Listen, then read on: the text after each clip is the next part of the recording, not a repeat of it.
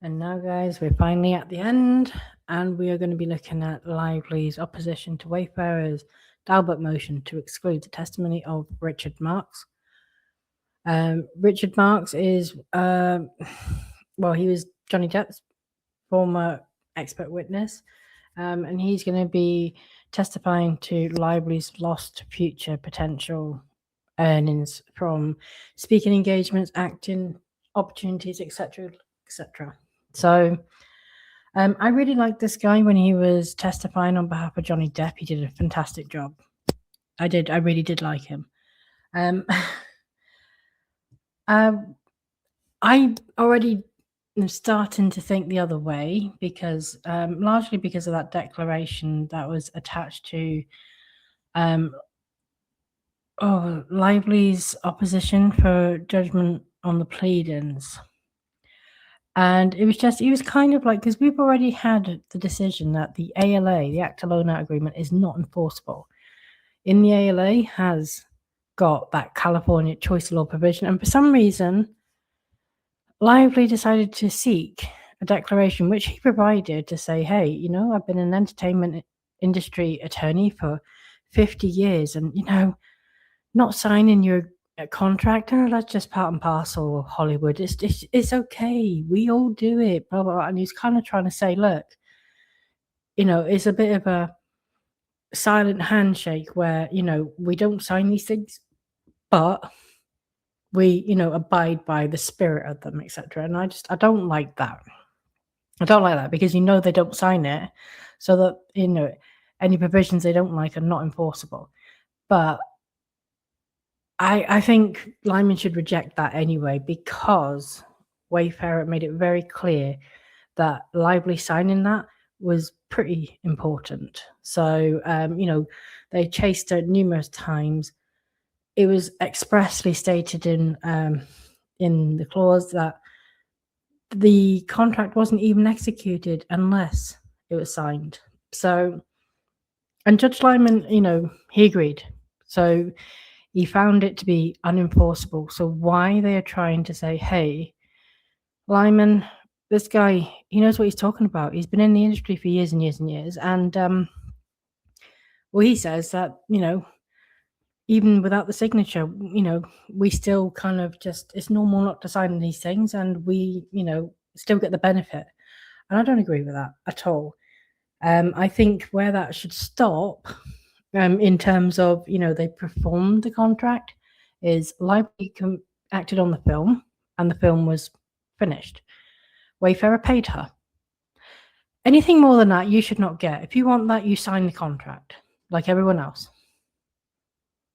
And that's my stance on it. And I think Lyman, right, I know I'm a little bit more critical. I try to be professional, obviously, because of, my own professional status. But, I know that I do not work in American courts. I don't work in the federal system. So I can be a little bit more critical than many commentators on this. And I am critical. However, I think, let's not forget, Lyman's got a brother who works in Hollywood. I don't think he's going to be taken in anyway. I think he knows how the industry will work. And it may be true that that is the norm. But both parties, I would assume, would have to, be in agreement that that's how they're going to conduct, their business. And Wayfarer were not. And that's the end of that. So this guy lost some brownie points with me just for that alone. So did Lively, to be honest. Not that she had any, but she's now in, negative figures just for even trying to pull that one. But if Lyman agrees with it, me and him, there's nothing left. Right, okay, let's go into this now. Again, Michael Sipples, the motion for his stuff was largely redacted. Now, I don't know how redacted this is going to be, but I'll go through it now, and then obviously I'll revisit. If it's heavily redacted, I'll revisit it when it becomes unsealed, which it will do at some point in time. I think that's going to be quite soon, though. I think Lyman is wanting to get things unsealed, particularly ahead of the trial, which is less than a month to go now. Okay. The court should reject defendant's challenge to the expert testimony of Richard Marks, a transactional attorney with over 50 years of experience negotiating compensation agreements in the entertainment industry, who has served as a testifying expert in approximately 30 matters involving the television and motion picture industries. Mr. Marks opines on the acting, endorsement, and speaking opportunities and commensurate compensation that an actress of Miss Lively's caliber, I'm sorry, her caliber. Didn't think I'd ever see that in a sentence, Miss Lively's caliber. Would have been positioned to secure in 5 years following the success of the film, absent defendant's retaliation. Mr. Marks grounds his opinion in redacted. Contrary to defendant's claims, Mr. Marks's opinions represent precisely the type of expert evidence regarding future earnings that courts have held is admissible. So far, we are almost identical to Michael Sipples. While projections about future earnings contain inherent uncertainties where, as here, an expert has based his opinion on empirical evidence of past earnings and success, the expert is permitted to rely on his own industry knowledge to provide an opinion regarding future earnings prospects. That is precisely what Mr. Marks has done here. Defendant's challenges go to weight, not wholesale exclusion of the expert report. Okay, so background.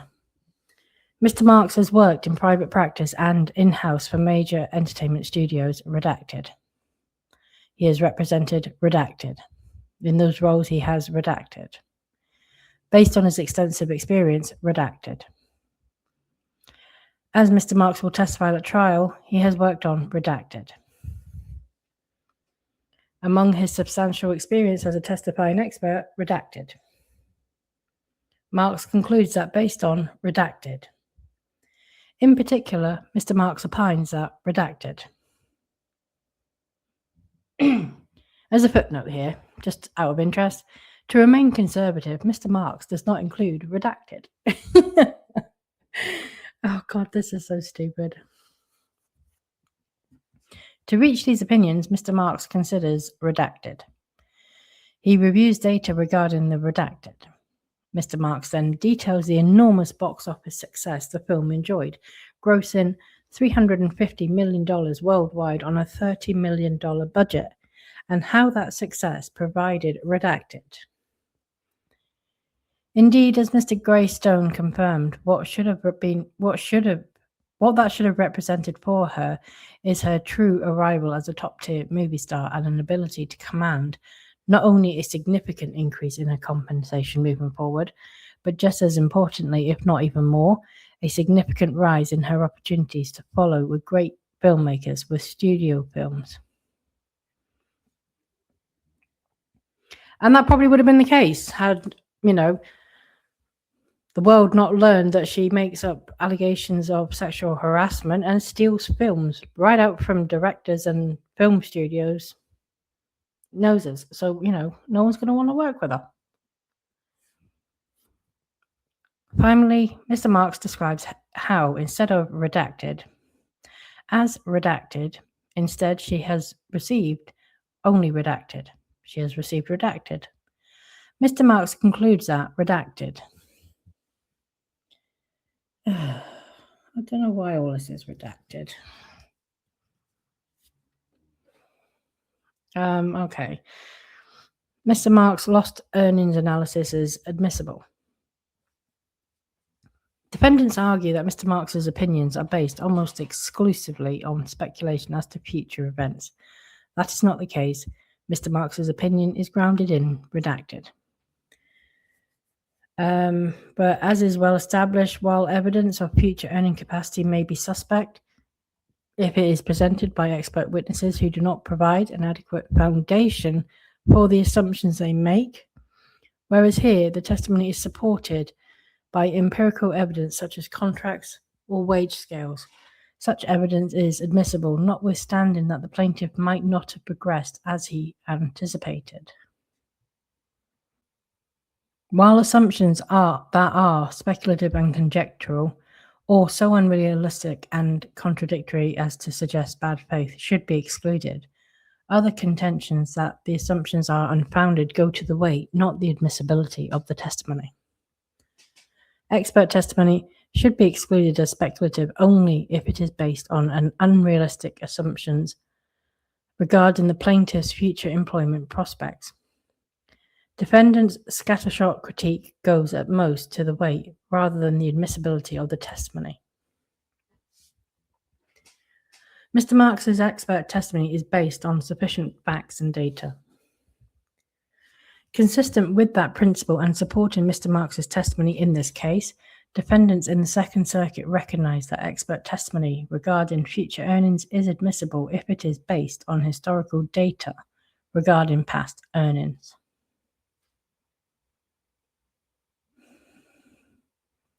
A jury may also consider expected changes in future earnings where it is probable that such changes were forthcoming. Courts have also held that expert testimony based on industry or professional experience is admissible to support the loss of quality or quantity of opportunities, even in cases involving the entertainment industry where compensation is less predictable.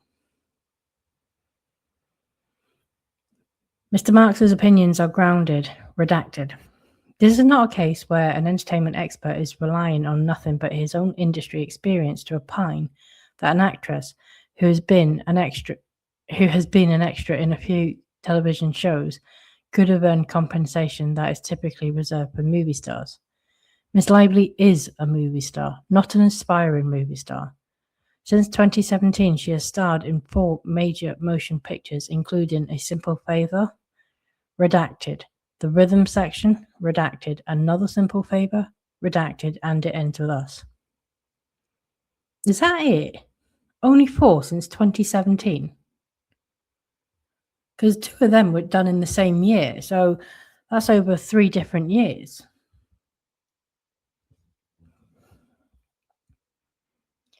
Mr. Marks reviewed redacted. He also reviewed redacted. This is the very type of evidence that courts have approved as providing the proper foundation that would allow an expert to reach a conclusion as to lost earnings.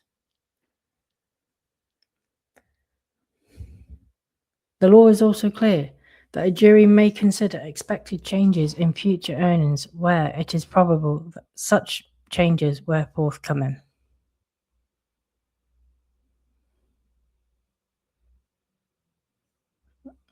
As Mr. Marks explains, and as was confirmed by redacted. God. Moreover, Mr. Marks considered concrete evidence that redacted. He considered redacted. Based on these empirical facts, Mr. Marks reasonably concluded that redacted.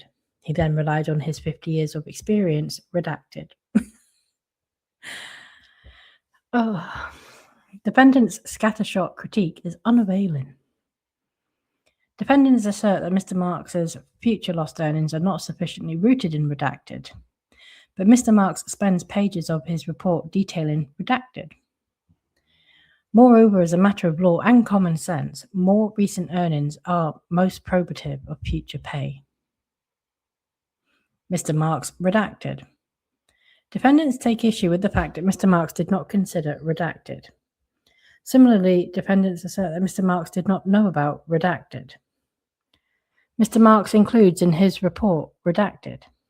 To assume redacted would be itself speculative. It's getting to be a bit of a running joke, isn't it, when I read these files and it's like I read 3 words and it's redacted. Okay. Defendants then assert that Miss Lively had redacted. Defendants also contend that Mr. Marks's opinion of redacted. But as discussed above, cases are clear that Mr. Marks is entitled to rely on the success of Miss Lively's past works, redacted. Again, please do check out my shop for the redacted t-shirts that we have. Defendants next argue that Miss Lively cannot claim redacted. This misses the point of Mr. Marks's opinion altogether. Mr. Marks opines on Miss Lively's lost professional opportunities based on a but-for world in which defendants did not retaliate against Miss Lively and she was not forced to sue to protect her rights. Redacted. Moreover, Mr. Marks's opinion that Miss Lively would have redacted. At the very least, Mr. Marks's opinion as to redacted is relevant and should be admitted. Whether redacted is not subject to expert opinion and is for the jury to decide. Defendants then point to redacted. However, redacted have already been accounted for. Defendants appear to be ignoring redacted. Defendants' argument is all the more absurd when, as defendants concede, certain of redacted. And as Mr. Marks will testify at trial, because redacted. Defendants then criticise Mr. Marks for relying on redacted. Hedren makes clear that an expert is entitled to rely on testimony from industry professionals, including the plaintiff's own talent representatives, to assess future lost opportunities. Yay, we had a sentence. Defendants' criticism that Mr. Marks did not redacted. Given their professional experience, redacted. Defendants further argue that Mr. Marks assumes redacted. This statement is plainly contradicted by Mr. Marks's report, which addressed redacted. Beyond that, redacted. Thus, Mr. Marks is not redacted. Defendant's case law is an apposite. For all of these reasons, which we still do not know, people, the cases on which defendants rely do not resemble the situation here.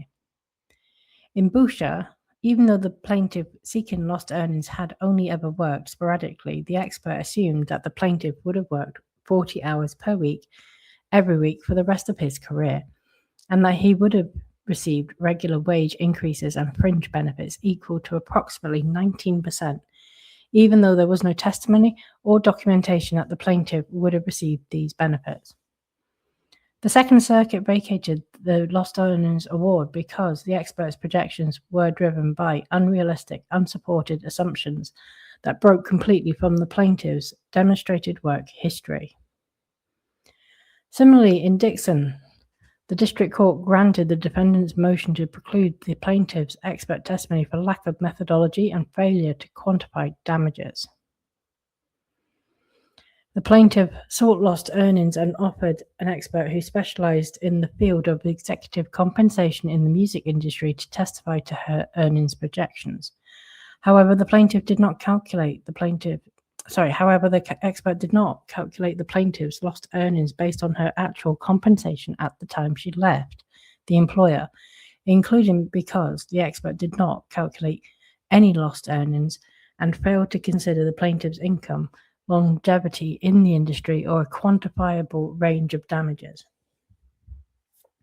The expert assumed, without any evidence to support the assumption, that plaintiff not only would have continued to have a successful career in the music industry, but that she would have reached the pinnacle of the profession to become the CEO of a major record label. The expert's testimony was excluded in its entirety because it relied on assumptions of the plaintiff's career trajectory propped by hypothetical promotions, bonuses, and business deals, which lacked any evidentiary foundation. By contrast, and as discussed in more detail above, Mr. Marks based his opinion on redacted. He did not have to redacted. Her redacted. Mr. Marks thus ties his redacted. Moreover, unlike in Dixon, Mr. Marks presents redacted. For these reasons, redacted. Mr. Marks has provided a sufficient factual basis to support his opinions. Mr. Marks is qualified to opine on Miss Lively's endorsements. Finally, defendants claim that Mr. Marks should not be entitled to opine on redacted. Both arguments fail. Like the experts in Hedren and Island Def Jam, Mr. Marks himself has extensive experience in all aspects of the entertainment industry.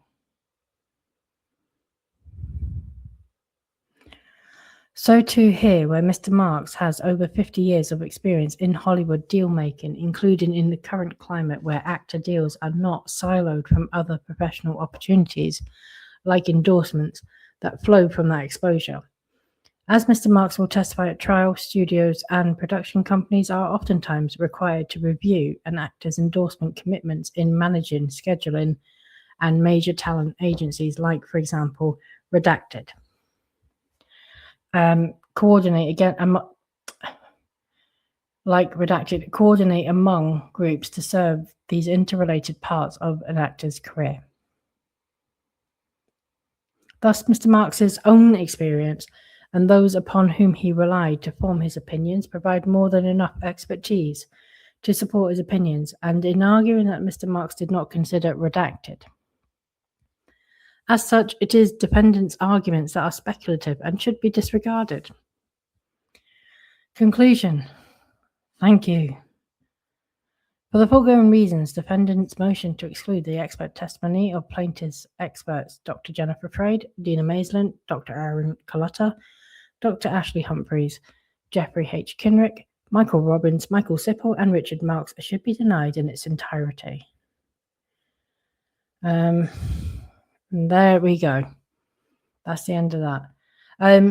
So I appreciate that with both Michael Sipple and Richard Marks, there was an awful lot redacted. So when they're unsealed, I will specifically do new videos for those two, which I don't think I'll need to do for the others. But yeah, that is it. We're now all caught up with all the pretrial motions. I will do, because there are attachments. Most of them are still under seal, so I don't want to just start going through. I'd rather wait till, because we'll have sealing motions next after the conference tomorrow. So I might just do it that and then wait for everything to become unsealed. Yeah, okay. Let me know what you think. As always, if you could give the video a like, subscribe to the channel, and hype if you've got that ability and you actually enjoyed the videos, all helps my channel. Thank you very much for listening. Good night.